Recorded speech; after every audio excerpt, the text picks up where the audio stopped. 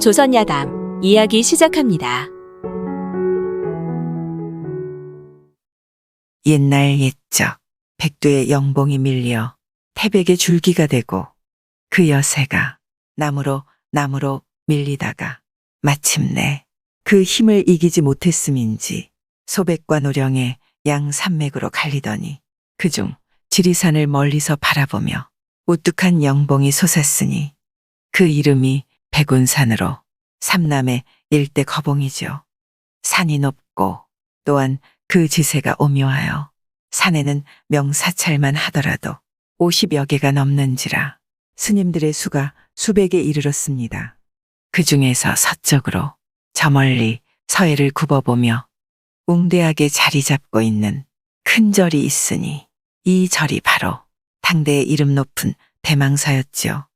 대망사에는 스님만도 30명이요. 삼위승은 7, 80에 이르니 가히 이로써 이 절의 크기를 짐작하고도 남음이었습니다. 때는 음력 3월 하순, 바야흐로 화창한 봄날이었죠. 온 산에는 철쭉이 피어 온통 분홍빛이었고 고개를 굽어 저 멀리 인가를 바라보면 복숭아 꽃과 살구꽃이 한데 어울려 그야말로 어느 이름난 화공이 붉은 물을 뚝뚝 떨어뜨려 놓은 한 폭의 그림과도 같았습니다. 봄빛이 이처럼 무르녹으니 비록 불문에 출가하여 법위를 걸쳤다 한들 이제 나이 17, 8세 되는 젊은 승려들도 청춘이여 인간이라 어찌 춘정을 느끼지 않을 수 있을는지요.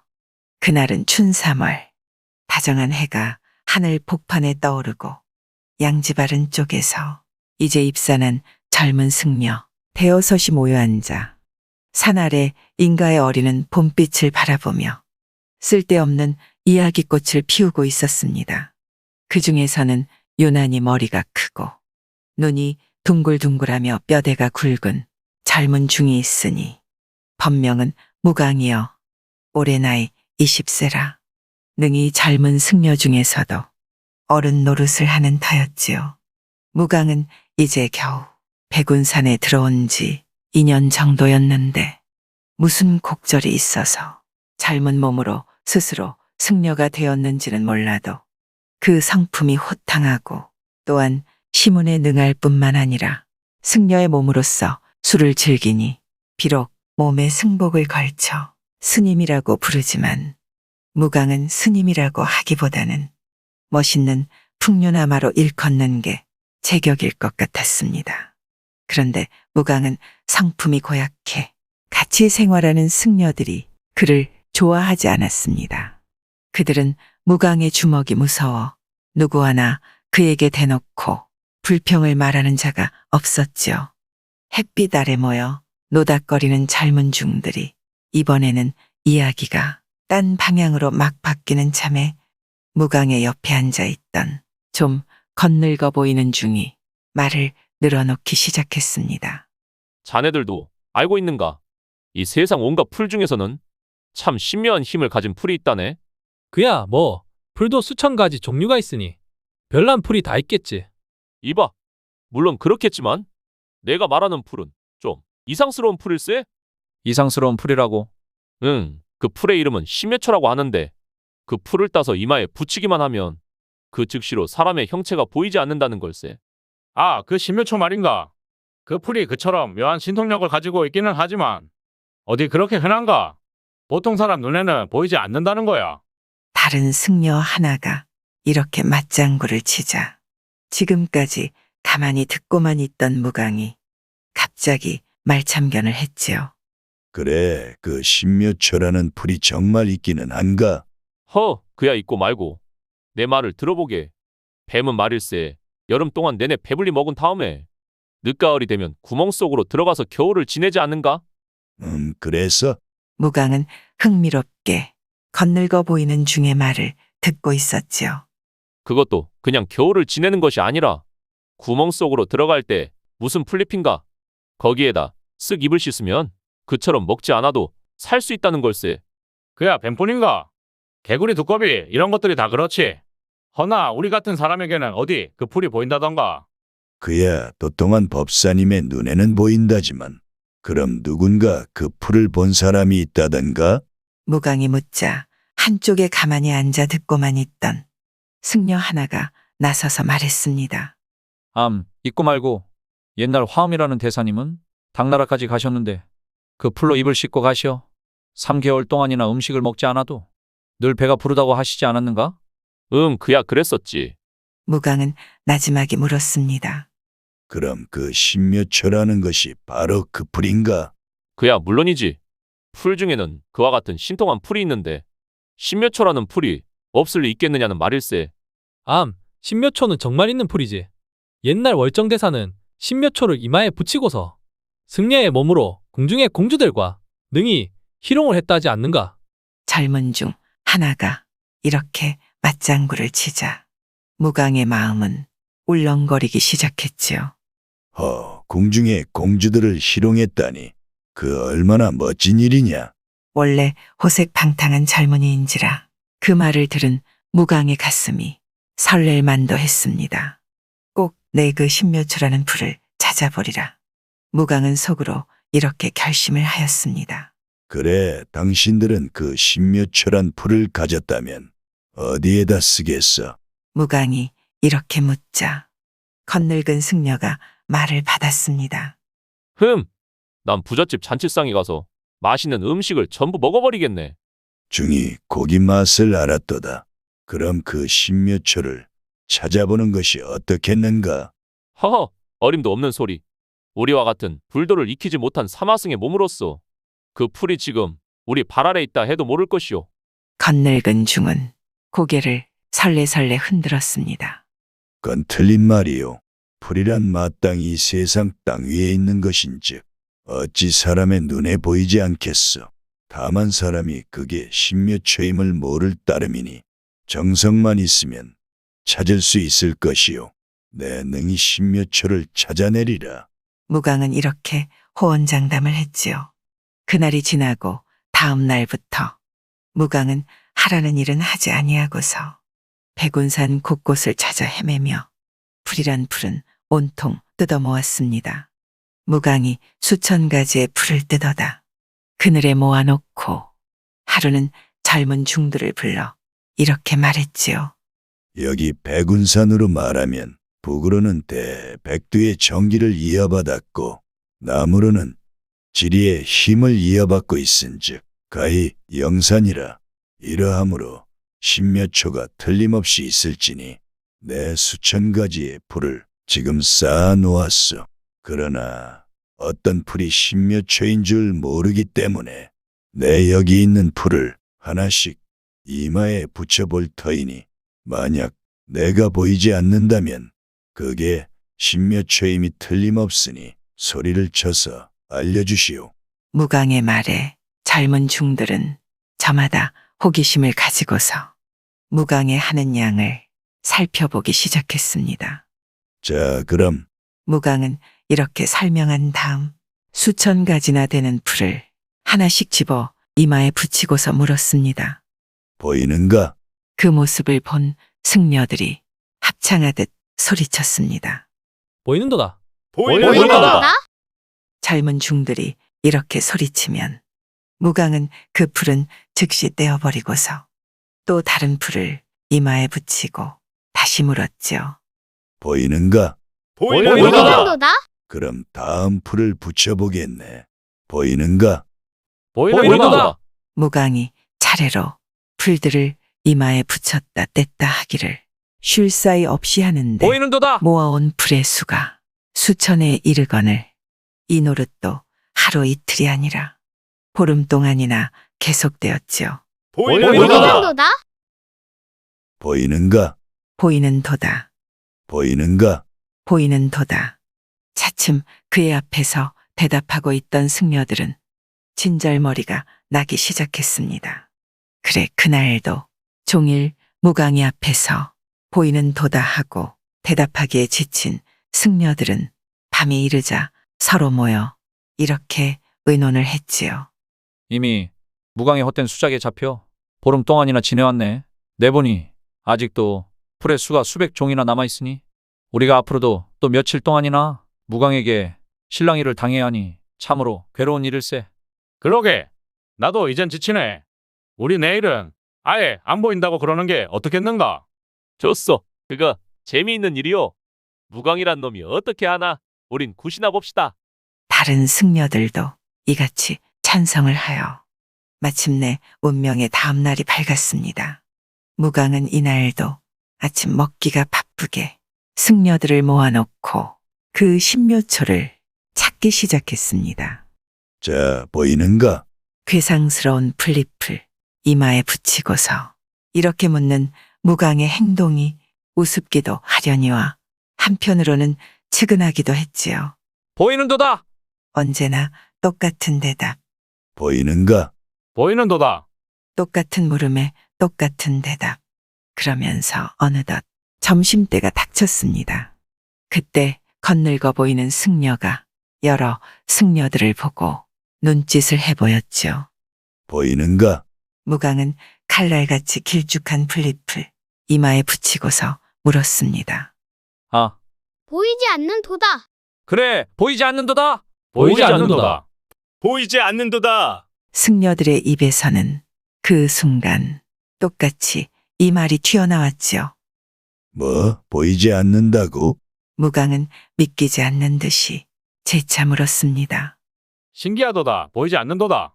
승려들이 재차 이렇게 말하자 무광은 그제서야 후 하고 한숨을 내쉬며 중얼거렸습니다. 이제야 신묘초를 찾았도다. 과연 얻기 어려운 풀이구나. 무광은 이처럼 기뻐하며 슬그머니 이마에 붙인 풀을 떼고서 이제 보이느냐 하고 묻자 모여있는 승려들은 터져나오는 웃음을 꾹꾹 삼키며 대답했지요. 이제 보이는도다. 네, 풀을 떼고서 물었다. 하니 모여있던 승려들은 터져나오는 웃음을 참지 못하고 그만 흩어지고 말았습니다. 신묘초를 이제야 얻었구나. 네, 이같이 신묘한 풀을 얻었는데 무엇이 부족하여 이 같은 산속에서 세월만 보낼 수 있으리. 마땅히 인가에 나가 하고 싶은 것이나 마음껏 하리라. 무광은 이같이 결심하고서 칼날같이 뾰족한 풀잎을 꼭꼭 바람 속에 짊어지고 온다간다는 말 한마디 없이 대망사를 빠져나와 백운산에서 내려오기 시작했습니다. 그때 계절은 어느덧 바뀌어 첫 여름이 되어 푹푹 내리쪼이는 햇볕이 졸음을 불러일으켰지요.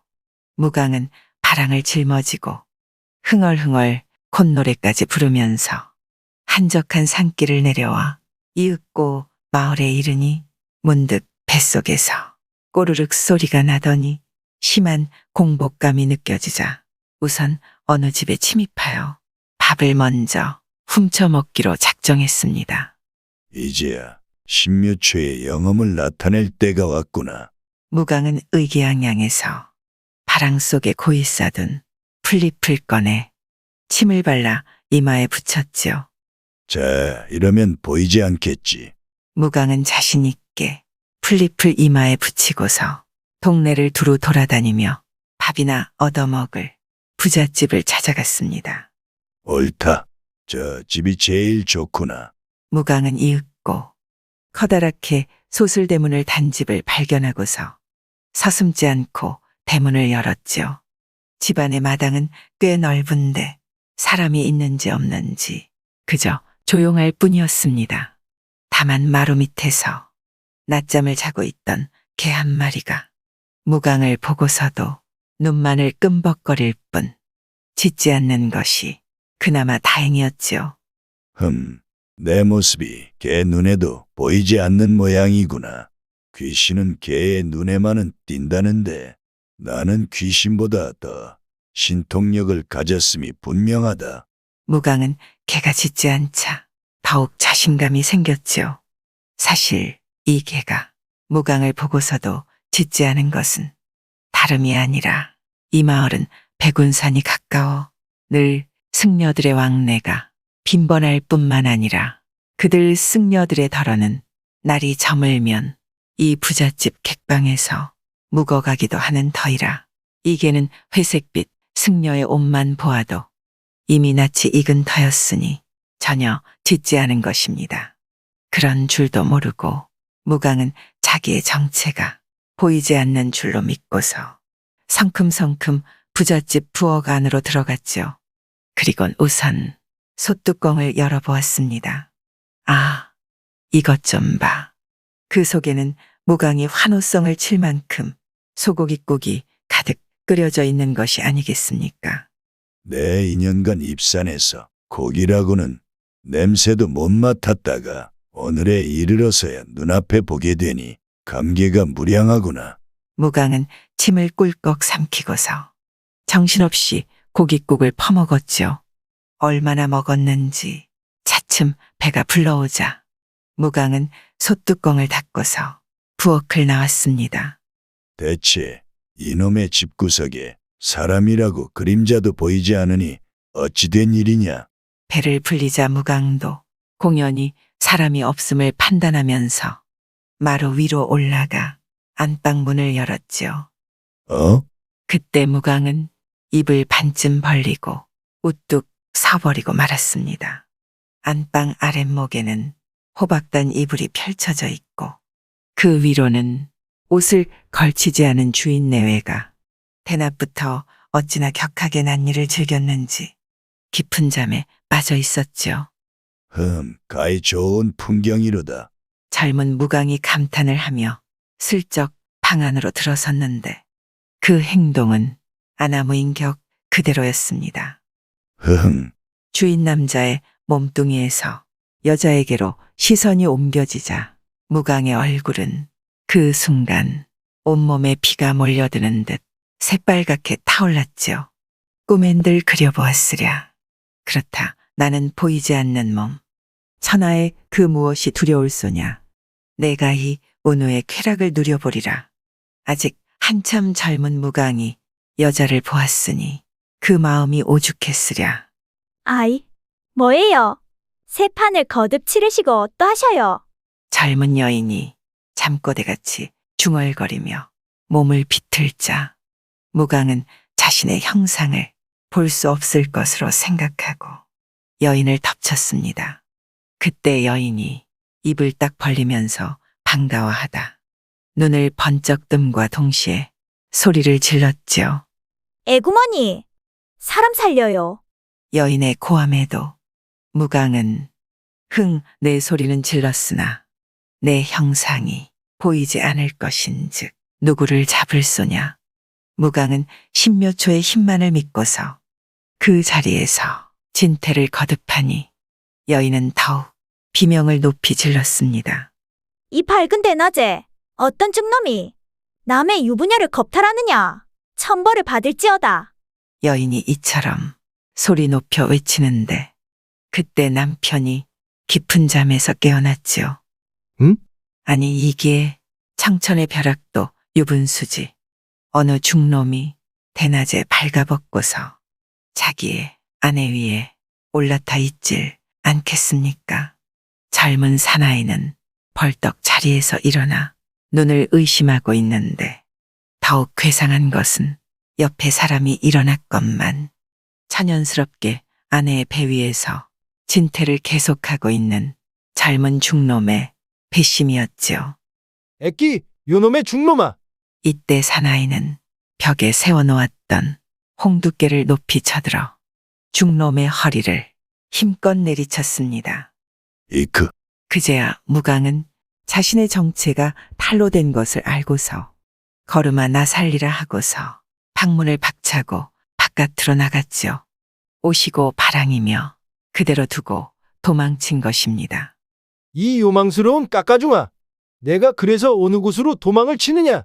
젊은 주인 역시 급한 김에 옷도 미처 주워 입지 않고서 알몸으로 중놈의 뒤를 쫓으니 이를 구경하는 동네 사람들이 요절 복통을 금치 못하였다 합니다.